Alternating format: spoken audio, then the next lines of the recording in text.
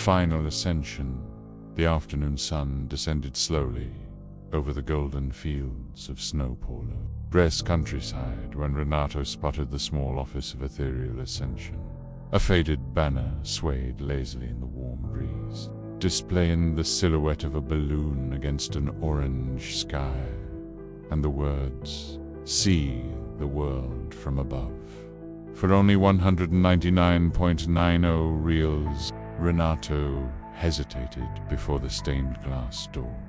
Stories about the company had been circulating for months, in absurdly low prices, transformative experiences, and, most disturbing, no one who boarded these tours ever returned to tell about it.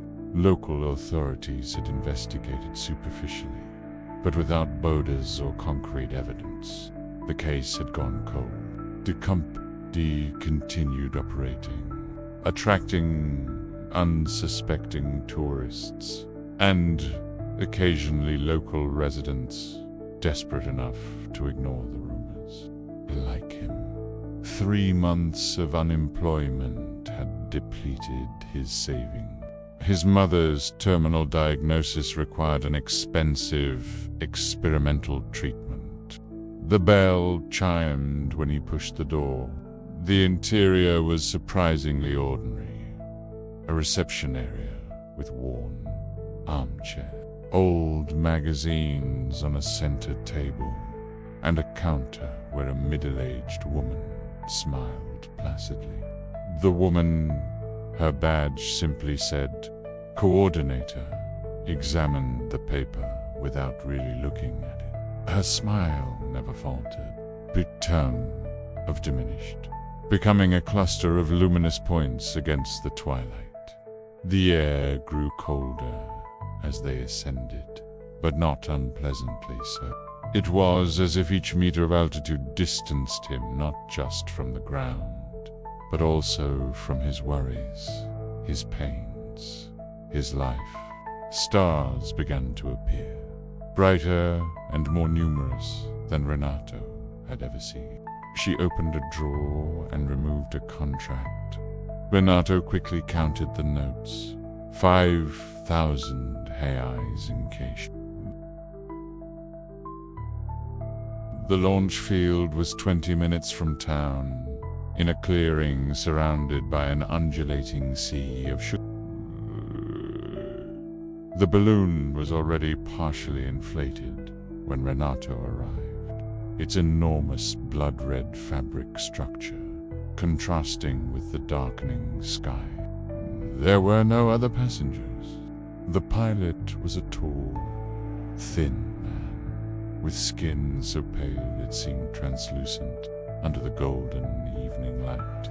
There was something about services rendered, inadequate compensation, but nothing that explained.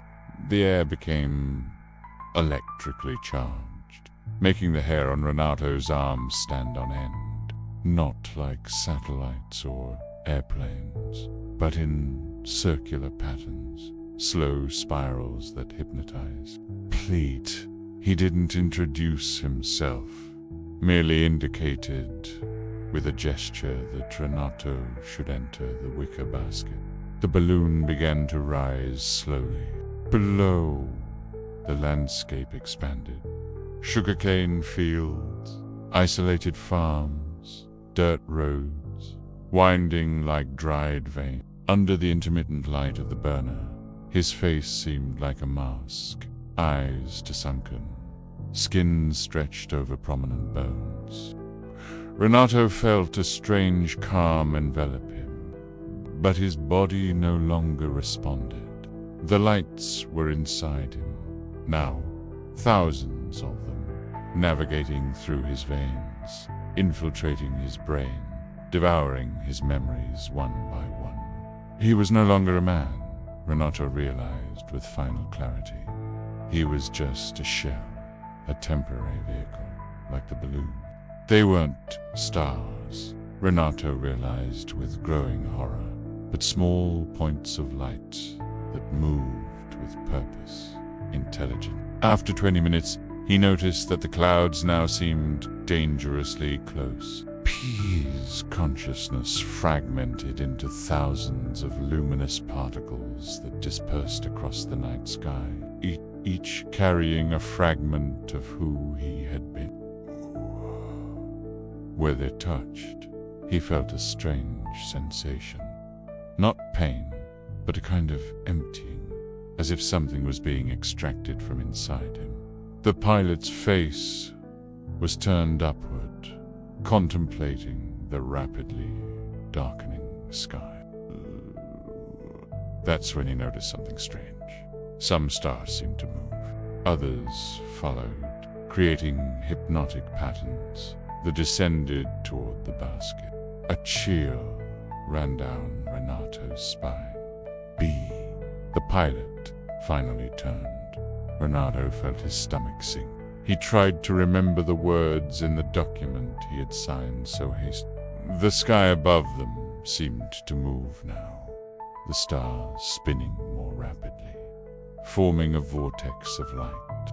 Renato grabbed the edge of the basket, suddenly aware of how high they were and how impossible it would be to escape. The vortex of stars above them now resembled a funnel, descending toward the balloon. The first point of light touched the edge of the balloon, sliding down the red fabric like a luminescent dewdrop. The lights now fell like rain, some landing on Renato's exposed skin. Renato watched, fascinated, as a light slowly penetrated the back of his hand, disappearing under the skin. The pilot looked up, his face illuminated by the cascade of lights. Renato wanted to scream, fight, jump, anything to escape. His last conscious vision was of the pilot, now completely motionless, his eyes reflecting the whirlwind of lights descending from the sky. And then Renato ceased to exist as a single entity. Below the balloon began its controlled descent.